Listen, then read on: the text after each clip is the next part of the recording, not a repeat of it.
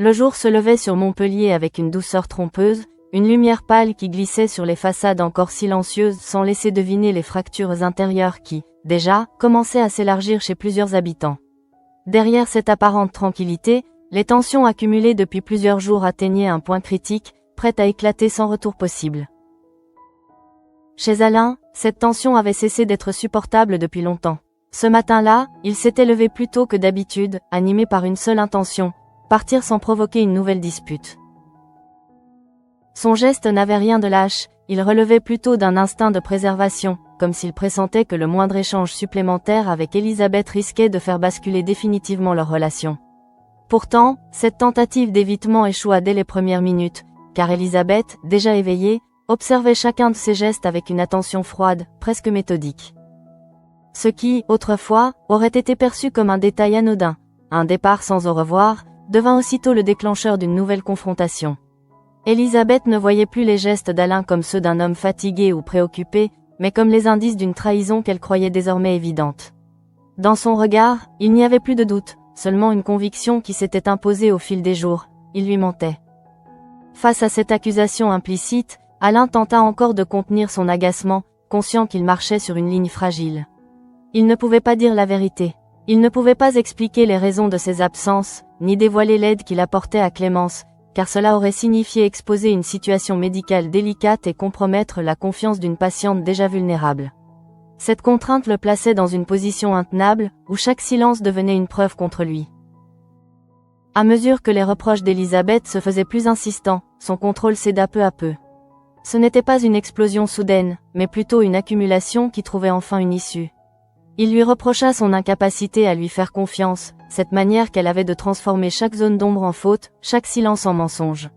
Ce qu'il exprimait n'était pas seulement de la colère, mais une forme d'épuisement moral, celui d'un homme qui ne se reconnaissait plus dans le regard de la personne avec qui il partageait sa vie. Lorsqu'il quitta la maison en claquant la porte, ce geste ne fut pas seulement impulsif, il marqua une rupture symbolique. Elisabeth resta seule, dévastée, incapable de réorganiser ses pensées. Elle avait voulu comprendre, elle avait cherché à obtenir des réponses, mais elle se retrouvait désormais face à un silence encore plus oppressant.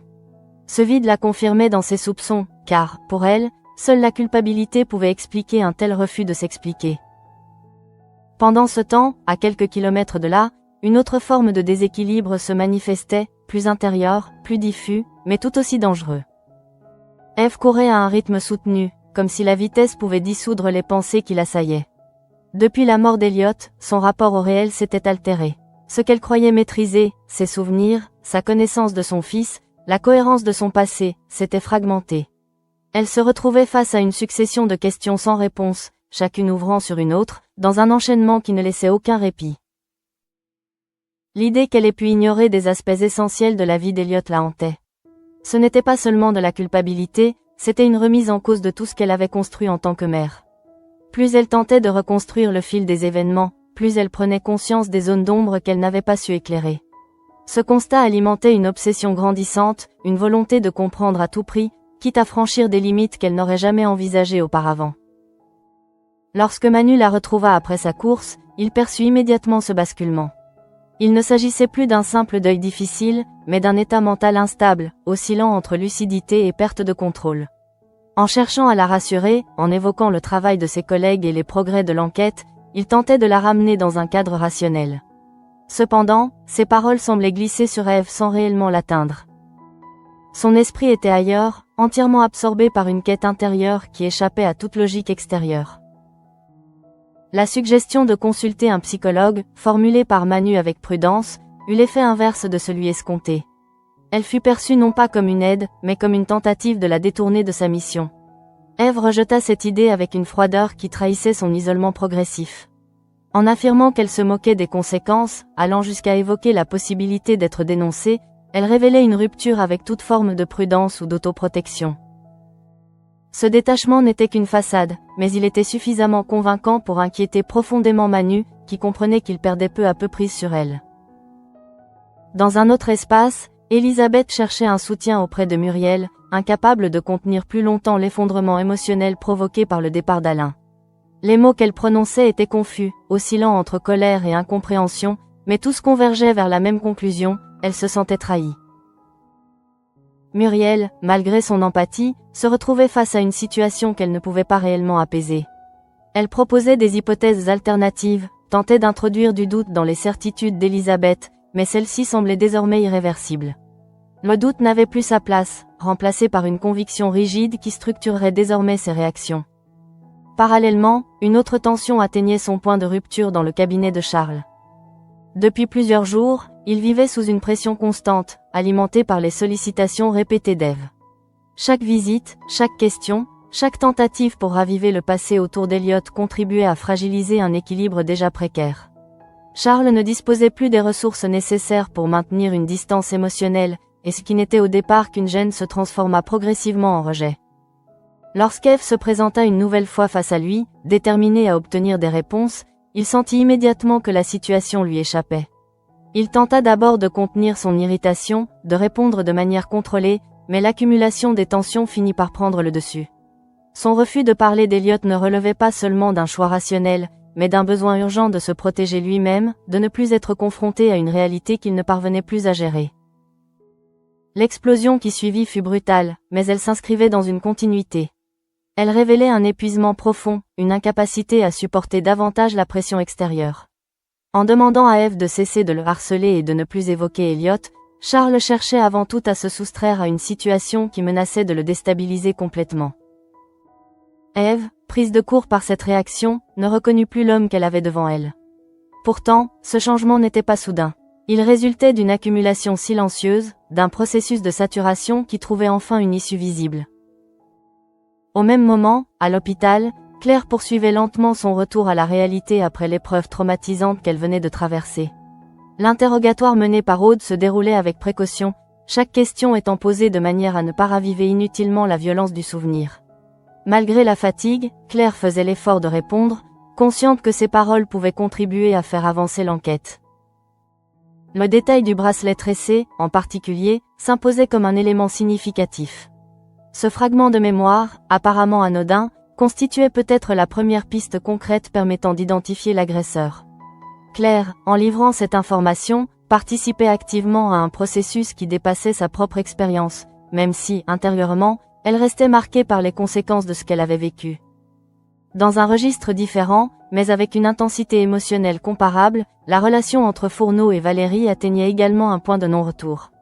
Lorsque Valérie proposa une thérapie de couple, elle exprimait une volonté sincère de sauver leur relation, de traverser ensemble cette période difficile. Cependant, Fourneau savait déjà que cette tentative était vouée à l'échec. Ce qu'il ressentait ne relevait pas d'une simple crise passagère. En annonçant qu'il avait rencontré quelqu'un d'autre et qu'il souhaitait se séparer, il mettait fin à toute ambiguïté. Cette déclaration, formulée sans détour, provoqua un choc immédiat chez Valérie, qui se retrouvait confrontée à une réalité qu'elle n'avait pas anticipée. Le lien qui les unissait venait de se rompre, non pas progressivement, mais de manière nette, irréversible. Ainsi, dès les premières heures de la journée, plusieurs trajectoires s'étaient déjà infléchies de manière décisive. Les certitudes s'étaient effondrées, les relations s'étaient fragilisées, et les tensions accumulées commençaient à produire leurs effets les plus visibles. Ce qui restait encore dissimulé, cependant, s'annonçait déjà comme le prochain bouleversement. Dans le prolongement direct de l'affrontement qui venait d'opposer Charles à Ève, une tension diffuse continuait de se propager, non seulement entre eux, mais également à l'intérieur même de Charles, dont l'équilibre émotionnel semblait désormais profondément fragilisé. Ce qu'il avait exprimé quelques instants plus tôt ne relevait pas d'un simple mouvement de colère passagère, mais plutôt d'un débordement longuement contenu, révélateur d'un état intérieur qu'il ne parvenait plus à maîtriser. De son côté, Ève s'éloignait du cabinet avec une sensation persistante de décalage, comme si la réalité venait brusquement de lui échapper. Elle n'était pas simplement surprise par la réaction de Charles, elle se trouvait confrontée à une rupture de repères, incapable de faire coïncider l'image qu'elle avait de lui avec l'attitude qu'il venait d'adopter.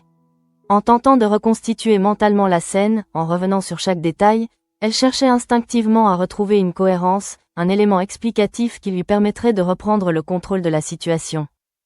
Cependant, aucune explication immédiate ne s'imposait à elle, et ce vide interprétatif contribuait à renforcer son isolement.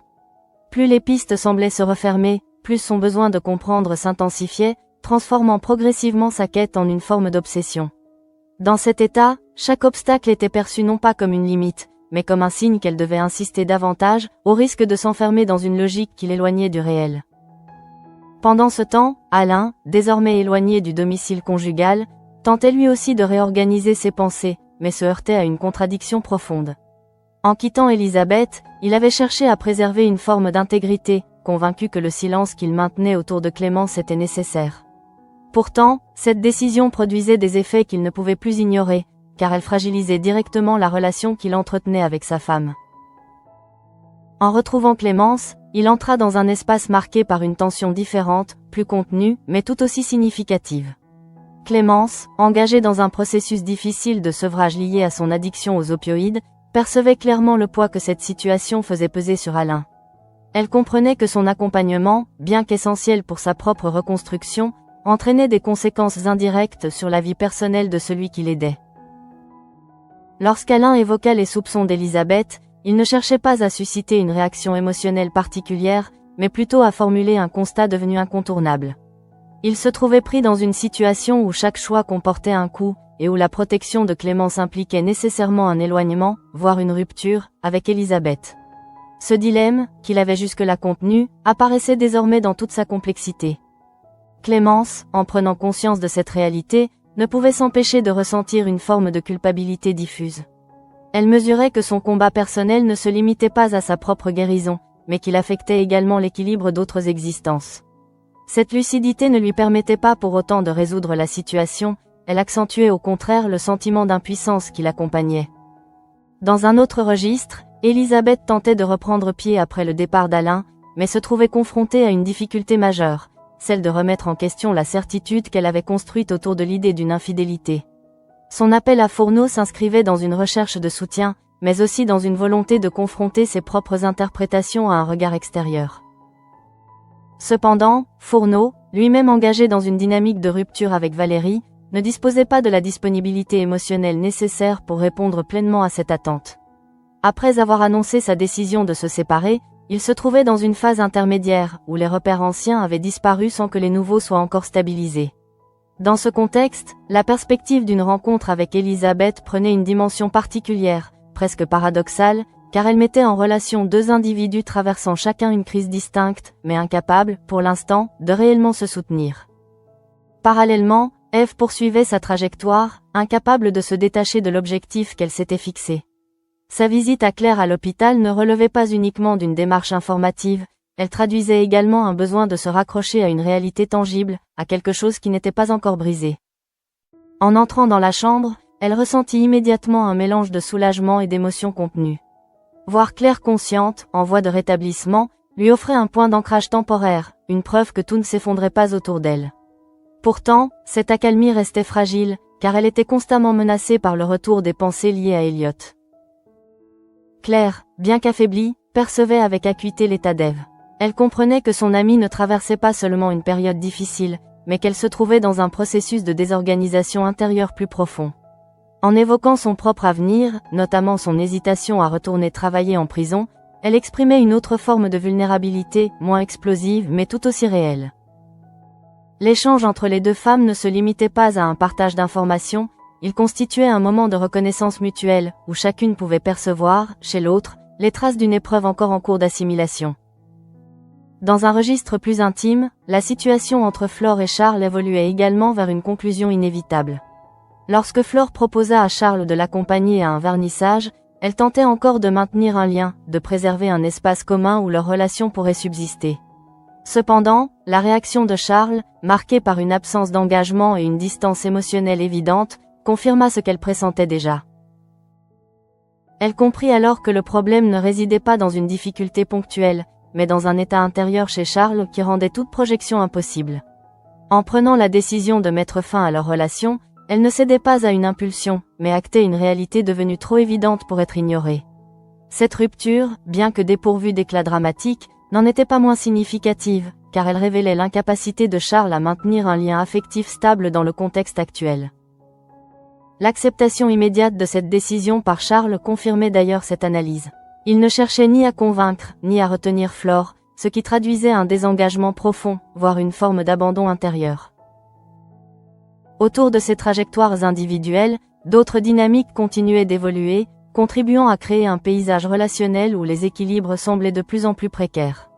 Muriel et Boris, engagés dans les préparatifs de leur mariage, représentaient une forme de stabilité apparente, mais cette stabilité elle-même apparaissait fragile, inscrite dans un environnement global marqué par l'incertitude. À mesure que la journée avançait, un point commun se dessinait entre ces différentes situations, la confrontation progressive à une vérité encore partiellement dissimulée. Cette vérité concernait principalement Alain, Elisabeth et Clémence, et son émergence était inévitable, car elle reposait déjà sur des éléments en cours de révélation. Pour l'instant, ces éléments restaient fragmentés, dispersés entre différents acteurs, chacun en possédant une partie sans en percevoir l'ensemble. Toutefois, leur accumulation créait les conditions nécessaires à une révélation prochaine, dont les conséquences dépasseraient largement la simple correction d'un malentendu. Car cette vérité, une fois mise au jour, ne se contenterait pas de rétablir les faits. Elle transformerait en profondeur la perception que chacun avait des autres, et, par extension, la manière dont les relations allaient se reconstruire ou se défaire définitivement. À mesure que la journée avançait, les événements qui semblaient jusque-là isolés commençaient à s'articuler entre eux avec une cohérence presque inquiétante, comme si chaque tension accumulée trouvait progressivement sa place dans un ensemble plus vaste, structuré par des non-dits et des interprétations erronées. Ce qui n'était encore que des fissures individuelles prenait désormais la forme d'un déséquilibre global, dans lequel chaque personnage, à sa manière, contribuait sans toujours en avoir conscience. Au centre de cette dynamique, Elisabeth se trouvait engagée dans un processus intérieur de plus en plus rigide, où la souffrance initiale s'était transformée en volonté de contrôle. Après avoir laissé libre cours à son émotion auprès de Muriel, elle s'était progressivement repliée sur une posture plus déterminée, cherchant à transformer son désarroi en action méthodique. Elle ne voulait plus subir une situation qu'elle ne comprenait pas, mais s'imposer comme celle qui en dévoilerait les mécanismes. Dans cette logique, le rôle de Bernier devenait essentiel. Ce dernier ne représentait pas seulement un outil d'investigation, mais une extension de la volonté d'Elisabeth de valider ce qu'elle considérait déjà comme une vérité. Elle attendait de lui non pas une hypothèse, mais une confirmation, un élément irréfutable qui viendrait donner corps à ses soupçons. Cette attente révélait une tension fondamentale, car elle ne laissait que peu de place à la possibilité d'une erreur d'interprétation. Or, le travail de Bernier s'inscrivait dans une démarche radicalement différente. En accédant aux échanges de messages entre Alain, Clémence et Flore, il ne cherchait pas à confirmer une intuition, mais à reconstruire un enchaînement de faits. Ce qu'il découvrait progressivement ne correspondait pas à l'image d'une relation adultère, mais à une situation bien plus complexe, marquée par la nécessité de préserver un secret médical et d'accompagner une personne en difficulté. Cette découverte introduisait un décalage important entre la réalité des faits et la perception qu'en avait Elisabeth. Cependant, ce décalage ne pouvait pas être comblé instantanément. Car reconnaître que l'on s'est trompé implique une transformation intérieure qui dépasse la simple acceptation d'une information nouvelle. Dans le cas d'Elisabeth, cette transformation supposait de remettre en question une certitude construite sous l'effet de la jalousie et de la peur, ce qui constituait un mouvement particulièrement difficile à engager. Dans le même temps, Alain poursuivait son propre cheminement, conscient des conséquences de ses choix mais déterminé à ne pas les remettre en cause. En maintenant le silence autour de la situation de Clémence, il continuait de protéger un équilibre fragile, tout en acceptant que cette protection ait un coût sur sa relation avec Elisabeth. Cette position, qui reposait sur des principes éthiques solides, n'en demeurait pas moins source d'un isolement croissant. Plus il persistait dans cette voie, plus la distance avec Elisabeth se creusait. Ce paradoxe constituait une tension permanente, car il impliquait de sacrifier une forme de transparence au profit d'une responsabilité professionnelle et humaine qu'il jugeait prioritaire. Cette hiérarchisation des valeurs, bien qu'assumée, ne le mettait pas à l'abri d'un malaise, car elle transformait chaque interaction avec Elisabeth en un terrain de confrontation implicite. Clémence, de son côté, ne pouvait ignorer l'impact de cette situation. Engagée dans un processus de sevrage exigeant, elle percevait avec lucidité les répercussions de sa dépendance sur son entourage. Le soutien d'Alain, indispensable à sa reconstruction, apparaissait en même temps comme un facteur de déséquilibre dans la vie de celui-ci. Cette prise de conscience ne lui offrait pas de solution immédiate, mais elle renforçait le sentiment de responsabilité qu'elle portait déjà. Dans cet enchevêtrement de tensions, Ève continuait d'évoluer selon une dynamique propre, de plus en plus détachée des régulations extérieures. Sa rencontre avec Claire, loin de produire un apaisement durable, avait renforcé son sentiment d'urgence. La fragilité de son amie lui rappelait que les événements récents ne relevaient pas d'une simple succession d'incidents, mais d'une réalité plus grave, qui nécessitait d'être comprise dans son intégralité. Ce glissement dans sa perception modifiait profondément sa manière d'agir. Elle ne cherchait plus seulement des réponses, elle cherchait à rétablir un ordre, à donner un sens à ce qui lui échappait. Cette transformation de son objectif introduisait une intensité nouvelle dans ses interactions, rendant chaque confrontation potentiellement explosive, comme cela venait de se produire avec Charles. Or, l'état de Charles, après cette confrontation, ne témoignait d'aucune forme d'apaisement. En se retrouvant seul, il tentait de reprendre une maîtrise qui lui échappait de plus en plus. Ce qu'il avait exprimé face à Ève ne lui procurait aucun soulagement, au contraire, cela renforçait une sensation de fatigue émotionnelle, comme si l'énergie dépensée pour contenir ces tensions avait laissé place à un vide difficile à combler. Ce vide n'était pas seulement un manque, il traduisait une désorganisation plus profonde, une incapacité à structurer ses pensées et ses émotions. La rupture avec Flore, intervenue dans ce contexte, s'inscrivait dans cette logique de retrait progressif. En acceptant sans résistance la fin de leur relation, Charles ne faisait pas un choix actif, il entérinait un état déjà présent, celui d'un désengagement affectif généralisé. Ce qu'il abandonnait ne se limitait pas à une relation particulière, mais concernait l'ensemble des liens qui auraient pu lui offrir un point d'ancrage. Flore, de son côté, abordait cette rupture avec une lucidité qui contrastait avec l'état de Charles. Elle ne cherchait pas à dramatiser la situation, ni à la minimiser, mais à l'inscrire dans une compréhension plus large de ce qui se jouait. Elle percevait clairement que Charles n'était pas simplement distant, mais profondément absorbé par un conflit intérieur qui le rendait indisponible. Cette prise de conscience s'accompagnait d'un repositionnement personnel. Elle devait désormais redéfinir ses attentes, accepter que certaines situations échappent à toute tentative de réparation, et reconnaître que son rôle avait atteint ses limites. Cette évolution, bien que douloureuse, lui permettait de maintenir une forme de cohérence intérieure, là où Charles semblait au contraire se dissoudre dans l'incertitude. Autour de ces trajectoires, d'autres équilibres continuaient d'exister, mais apparaissaient de plus en plus fragiles. Muriel et Boris, engagés dans leurs préparatifs de mariage, évoluaient dans un environnement où les tensions extérieures pouvaient à tout moment rejaillir sur leur propre stabilité. Leur situation, en apparence stable, révélait en réalité la précarité des équilibres relationnels dans un contexte global marqué par l'incertitude. Dans cette configuration, la progression de Bernier vers la mise au jour de la vérité prenait une importance déterminante. En rassemblant les différents éléments, en analysant les échanges et en croisant les informations, il approchait d'un point de bascule où les faits deviendraient suffisamment clairs pour être exposés. Cette accumulation de preuves constituait une dynamique irréversible, qui rendait la révélation inévitable. Cependant, ce moment de révélation ne se limiterait pas à une simple correction des faits. Il impliquerait une reconfiguration des perceptions, obligeant chacun à reconsidérer ses positions et ses jugements. Pour Elisabeth, cela signifierait reconnaître que sa certitude reposait sur une interprétation erronée, ce qui constituerait une remise en question particulièrement difficile à accepter dans l'état où elle se trouvait. Ainsi, à ce stade, une forme de tension suspendue s'installait, marquée par l'imminence d'un basculement encore invisible mais déjà inscrit dans la dynamique des événements. Tout semblait converger vers une clarification, mais cette clarification n'avait pas encore eu lieu, laissant les personnages dans une zone d'incertitude où chaque geste, chaque décision pouvait en précipiter l'arrivée. Ce moment, en apparence calme, constituait en réalité le point le plus instable. Car il précédait directement l'instant où les vérités dissimulées cesseraient de l'être, entraînant avec elles des conséquences qui ne se limiteraient pas à la résolution d'un malentendu, mais affecteraient durablement les relations et les équilibres déjà fragilisés. Et lorsque cette vérité émergerait pleinement, elle ne laisserait à personne la possibilité de revenir en arrière. À ce moment-là, l'équilibre fragile qui maintenait encore les apparences commença lentement à se fissurer, non pas sous l'effet d'un événement brutal, mais à travers une accumulation silencieuse d'éléments qui, mis bout à bout, rendaient désormais impossible le maintien des illusions.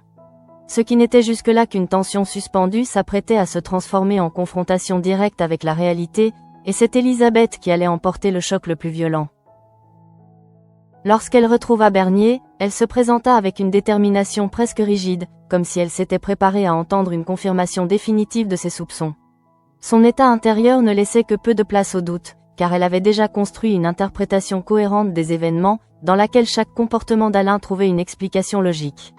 Cette construction mentale lui offrait une forme de stabilité, même si elle reposait sur une hypothèse erronée. Bernier, quant à lui, abordait cet échange avec une prudence mesurée, conscient que les informations qu'il détenait allaient produire un effet de rupture.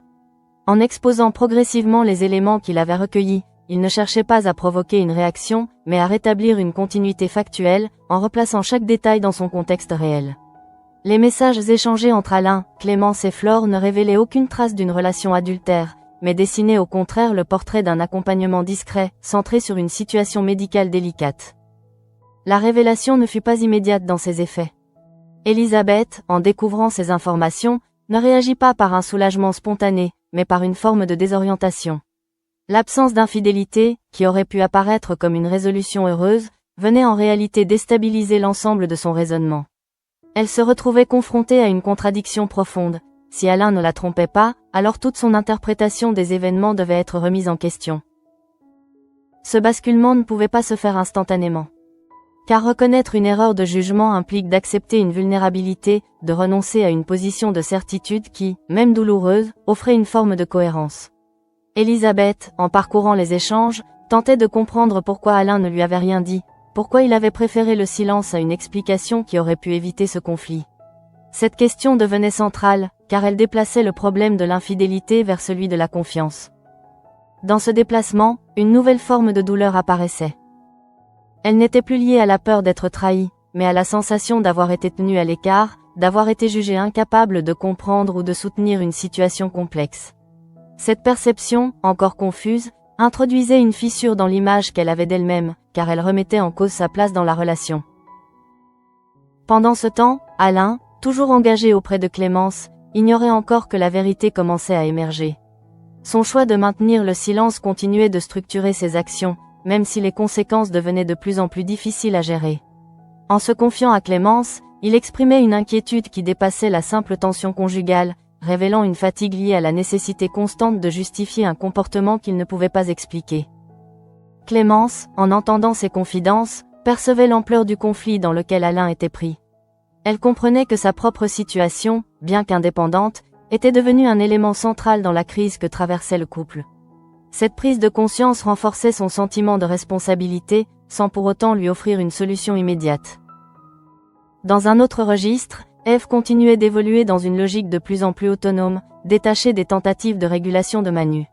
Ce dernier, en observant son comportement, percevait clairement que ses interventions perdaient de leur efficacité.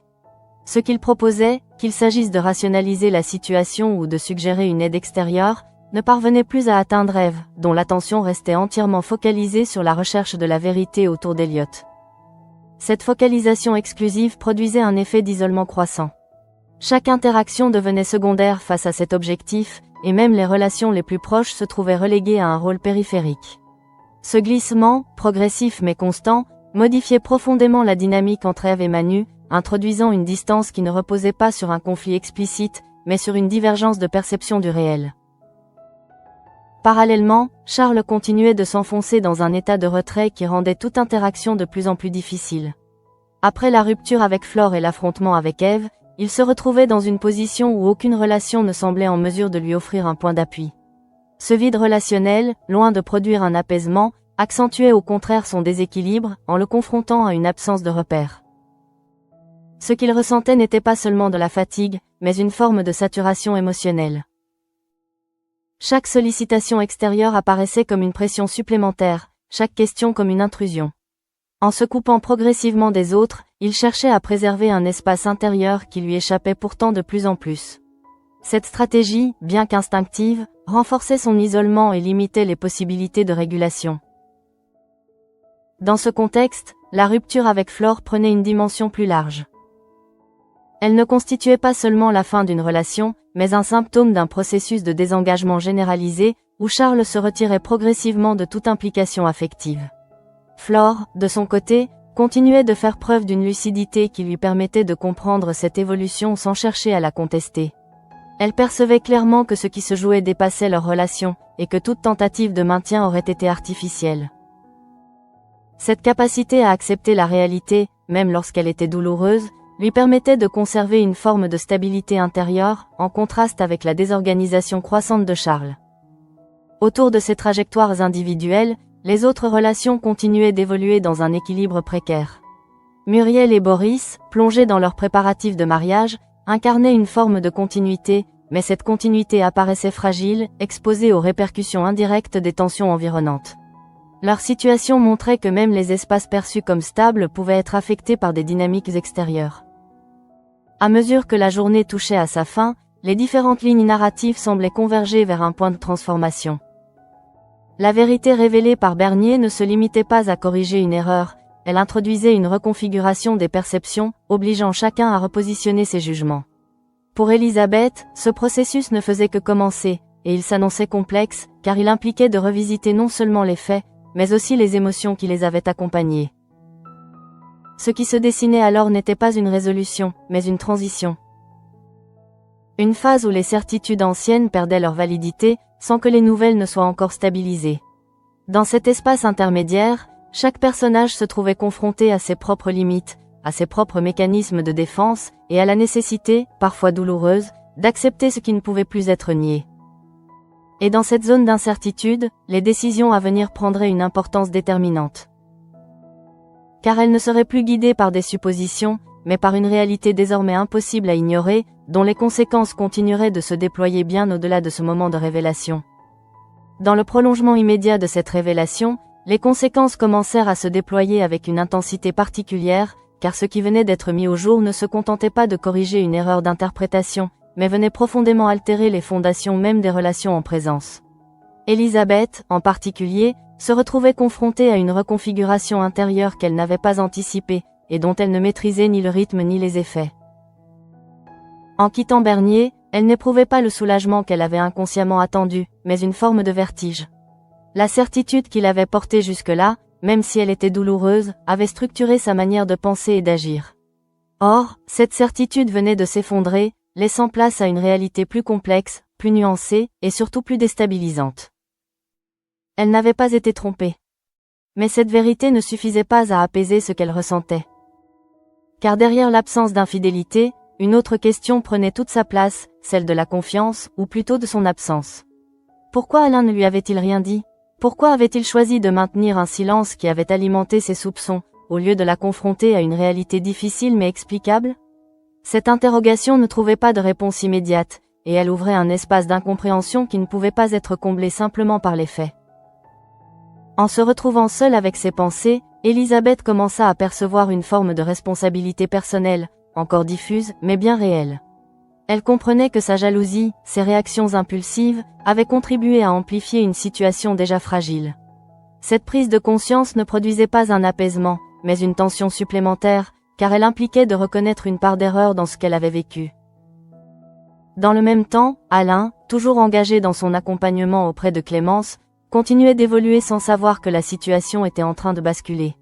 Il restait fidèle à la ligne qu'il s'était fixée, convaincu que son silence était nécessaire, même si ce choix avait un coût de plus en plus visible. En exprimant sa fatigue à Clémence, il ne cherchait pas à remettre en cause sa décision, mais à mettre des mots sur une tension qu'il ne pouvait plus ignorer. Clémence, en retour, percevait clairement que sa présence dans cette dynamique dépassait le cadre strict de sa propre reconstruction. Elle comprenait que l'aide qu'elle recevait avait des répercussions sur la vie d'Alain, et cette lucidité renforçait le sentiment d'être, malgré elle, au cœur d'un déséquilibre qu'elle ne souhaitait pas provoquer. Pourtant, elle savait également que sans cet accompagnement, elle risquait de replonger, ce qui rendait toute décision particulièrement complexe. Dans un autre registre, Ève poursuivait sa trajectoire avec une intensité qui ne faiblissait pas, bien au contraire. Chaque obstacle rencontré, chaque résistance opposée, renforçait son sentiment d'urgence et sa détermination à avancer. Elle ne percevait plus les limites extérieures comme des éléments à respecter, mais comme des barrières à franchir, ce qui modifiait profondément sa manière d'interagir avec les autres. Manu, en observant cette évolution, comprenait que la situation devenait de plus en plus délicate. Ce qui l'inquiétait n'était pas seulement l'état émotionnel d'Ève, mais la direction qu'il prenait. Elle semblait s'engager dans une dynamique où la recherche de la vérité justifiait tout, y compris des comportements qu'elle aurait autrefois refusés. Cette transformation introduisait un risque réel, non seulement pour elle, mais aussi pour ceux qui tentaient encore de maintenir un lien avec elle. Leur relation, sans être marquée par un conflit ouvert, subissait les effets de cette divergence croissante. Manu tentait de rester présent, de maintenir un cadre, mais il percevait que son influence diminuait, que ses paroles n'avaient plus le même impact. Cette perte de prise constituait pour lui une source d'inquiétude profonde, car elle annonçait une possible dérive qu'il ne saurait peut-être pas contenir. Parallèlement, Charles atteignait un point de fatigue émotionnelle qui rendait toute interaction de plus en plus difficile. Après la rupture avec Flore et l'affrontement avec Eve, il se retrouvait dans un état où le retrait apparaissait comme la seule réponse possible. Ce retrait, cependant, ne produisait aucun apaisement, il accentuait au contraire une sensation de vide qui devenait de plus en plus envahissante. Ce qu'il vivait n'était pas simplement une période difficile, mais une forme de saturation où chaque sollicitation extérieure devenait insupportable. En se coupant progressivement des autres, il cherchait à préserver un espace intérieur, mais cet espace lui échappait lui-même, faute de repères stables auxquels se raccrocher. La rupture avec Flore, dans ce contexte, prenait une dimension particulière. Elle n'était pas vécue comme une perte spécifique, mais comme une conséquence logique d'un désengagement plus global. Charles ne semblait plus en mesure de maintenir une implication affective, quel que soit le contexte, ce qui renforçait son isolement et limitait les possibilités de reconstruction. Flore, de son côté, poursuivait son propre cheminement avec une lucidité qui lui permettait de donner un sens à ce qui venait de se produire. Elle ne cherchait pas à revenir en arrière, ni à réinterpréter la situation de manière plus favorable, mais à l'intégrer comme une étape nécessaire. Cette capacité à accepter la réalité, même lorsqu'elle était décevante, constituait pour elle une forme de stabilité, un point d'appui dans un environnement incertain. Autour de ces trajectoires, les autres dynamiques continuaient d'évoluer, révélant la fragilité des équilibres collectifs. Muriel et Boris, engagés dans leurs préparatifs de mariage, représentaient une forme de continuité, mais cette continuité apparaissait désormais relative, car elle s'inscrivait dans un contexte où les tensions extérieures pouvaient à tout moment produire des effets inattendus. À ce stade, l'ensemble des situations convergeait vers une phase de réorganisation. La vérité révélée par Bernier ne constituait pas un point final, mais le début d'un processus où chacun devait repositionner ses perceptions et ses attentes. Pour Elisabeth, cela signifiait envisager une confrontation avec Alain sur de nouvelles bases, non plus fondées sur la suspicion d'infidélité, mais sur la question plus complexe de la confiance et du partage. Cette perspective introduisait une tension particulière, car elle impliquait de rouvrir un dialogue dans un contexte où les blessures étaient encore vives. Dans le même temps, Ève poursuivait son avancée vers une zone de plus en plus instable, tandis que Charles s'enfonçait dans un retrait qui le coupait progressivement de toute possibilité de soutien. Ces trajectoires, bien que distinctes, participaient d'un même mouvement, celui d'un déséquilibre qui cherchait encore son point d'équilibre. À mesure que la journée touchait à sa fin, une impression se dégageait clairement, celle d'un moment charnière, où les décisions à venir allaient déterminer la direction des relations, soit vers une reconstruction, soit vers une rupture définitive. Et dans cet espace incertain, chacun avançait avec ses propres limites, ses propres contradictions, et la nécessité, parfois difficile, d'accepter ce qui ne pouvait plus être évité. À mesure que la soirée s'installait et que la lumière du jour laissait place à une atmosphère plus feutrée, les événements de la journée continuaient de résonner dans l'esprit de chacun, comme si rien ne pouvait réellement s'apaiser sans qu'une dernière confrontation intérieure n'ait lieu. Ce qui s'était joué depuis le matin ne relevait pas d'un simple enchaînement de tensions, mais d'un véritable déplacement des équilibres, obligeant chacun à reconsidérer sa position dans un système relationnel devenu instable. Elisabeth, en particulier, se trouvait face à une réalité qu'elle ne pouvait plus contourner. La vérité révélée par Bernier s'était imposée à elle avec une force inattendue, non pas parce qu'elle était spectaculaire, mais parce qu'elle remettait en cause l'ensemble de ses certitudes. En comprenant qu'Alain ne l'avait pas trompée, elle ne ressentait ni soulagement immédiat ni apaisement durable, mais une forme de désorientation profonde. Ce qui la déstabilisait le plus n'était pas l'erreur en elle-même, mais ce qu'elle impliquait. Elle avait construit ses réactions, ses accusations, ses décisions sur une interprétation qui s'avérait fausse, et cette prise de conscience introduisait une fragilité nouvelle dans son rapport à elle-même. Elle se voyait contrainte de reconnaître que sa jalousie, amplifiée par le manque de communication, avait contribué à transformer une situation complexe en conflit ouvert. Dans cette perspective, la question qui s'imposait désormais à elle n'était plus de savoir si Alain l'avait trahie, mais de comprendre pourquoi il avait choisi de ne pas lui faire confiance suffisamment pour lui dire la vérité. Ce déplacement du problème modifiait profondément la nature de leur relation, car il ne s'agissait plus d'une faute à réparer, mais d'un lien à reconstruire sur des bases fragilisées. Pendant ce temps, Alain continuait d'évoluer sans avoir encore pleinement conscience de ce basculement. Il restait fidèle à la ligne qu'il s'était fixée, persuadé d'avoir agi correctement en protégeant Clémence, Mais il ne mesurait pas encore que cette protection, aussi légitime soit-elle, avait produit un éloignement qui ne pourrait pas être effacé simplement par la révélation de la vérité. Ce qu'il allait devoir affronter ne serait pas une accusation, mais une remise en question plus subtile, plus profonde, portant sur la manière dont il avait choisi de gérer la situation. Clémence, de son côté, poursuivait son chemin avec une lucidité croissante, consciente que son combat personnel s'inscrivait dans un réseau de conséquences qui la dépassait. Elle savait que sa guérison ne pouvait pas être dissociée des effets qu'elle produisait sur ceux qui l'entouraient, et cette conscience renforçait le poids qu'elle portait déjà. Dans un autre registre, Eve continuait d'avancer selon une trajectoire qui la rapprochait progressivement d'une limite difficile à définir, mais de plus en plus perceptible. Sa détermination à comprendre ce qui était arrivé à Elliot ne faiblissait pas, mais elle s'inscrivait désormais dans une logique où la frontière entre nécessité et obsession devenait floue. Chaque nouvelle interaction, chaque indice potentiel, nourrissait cette dynamique. Elle ne se contentait plus de suivre l'enquête, elle cherchait à en accélérer le cours, à en forcer les conclusions, comme si le temps lui-même était devenu un adversaire. Cette intensification de son engagement introduisait un risque croissant, car elle réduisait sa capacité à prendre du recul, à évaluer les conséquences de ses actes. Manu, en observant cette évolution, se trouvait dans une position de plus en plus délicate. Il percevait clairement que la situation échappait à toute régulation simple, mais il ne disposait pas des moyens nécessaires pour imposer une limite sans risquer de rompre définitivement le lien qui les unissait. Cette tension entre intervention et retrait constituait pour lui un dilemme constant, qu'il ne pouvait résoudre sans prendre un risque. Parallèlement, Charles atteignait un point où le retrait ne suffisait plus à contenir le déséquilibre qu'il ressentait. L'isolement dans lequel il s'était enfermé, loin de produire un apaisement, amplifiait au contraire une sensation de vide qui devenait difficile à ignorer. Il se retrouvait face à lui-même, sans les repères que les relations pouvaient auparavant lui offrir. Ce face-à-face intérieur révélait une fragilité plus profonde.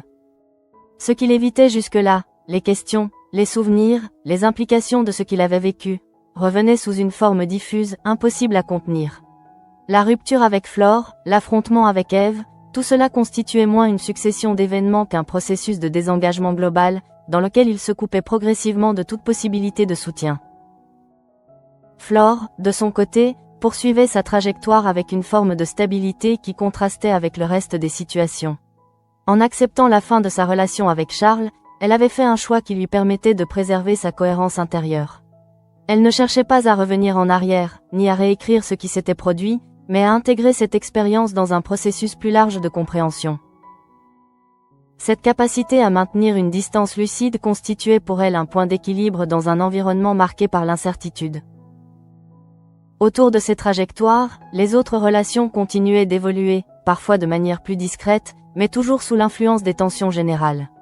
Muriel et Boris, engagés dans leurs préparatifs de mariage, incarnaient une forme de continuité, mais cette continuité apparaissait désormais relative, car elle s'inscrivait dans un contexte où les équilibres pouvaient être remis en cause à tout moment. À ce stade, ce qui se dessinait n'était pas une résolution, mais une ouverture. Une phase où les vérités révélées obligeaient chacun à repositionner ses choix, ses attentes et ses limites. Les conflits n'étaient pas clos, ils changeaient simplement de nature, passant d'une logique d'affrontement à une logique de reconstruction ou de rupture définitive. Dans cet espace incertain, les décisions à venir prendraient une importance déterminante. Car elles ne seraient plus guidées par des suppositions ou des malentendus, mais par une réalité désormais exposée, qui ne laissait plus de place à l'illusion. Chacun se retrouvait ainsi face à une responsabilité nouvelle, celle de choisir comment avancer à partir de ce qui venait d'être révélé. Et dans ce choix, il n'y aurait pas de retour en arrière possible.